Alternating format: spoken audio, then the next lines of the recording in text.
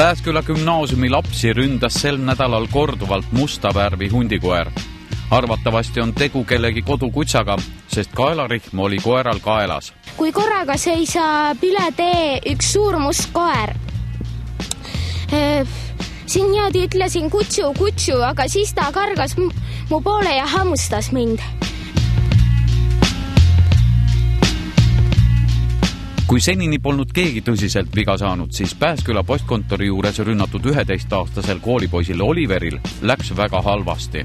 Ta tuli nagu, siit tuli vastu, ma vaatasin nagu teisele poole, keerasin ümber ja siis ta hüppas, keerasin end tagasi, siis ta nagu hakkaski juba hüppama niimoodi. Palju sa nüüd viga said, kus kohas ta sul katki tõmbas? Siit kintsust ja mingi L-tähe kujuga nagu õmblus tehti sinna nüüd. Ja käe peale ka? Käe peale on lihtsalt terve see koht on siit niimoodi sinine. Hädalist last nähes pidas üks möödasõitja oma auto kinni ja tormas poisile appi. Ta ajas kurja koera minema ja seejärel viis vapustatud Oliveri koju. Lapse jalg aga oli nii valus, et poiss ei saanud isegi kõndida.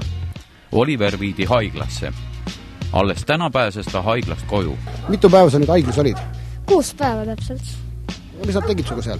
No kogu aeg andsid antibiootikuma mulle sinna kanüüli ja siis sidusid mul jalga väike.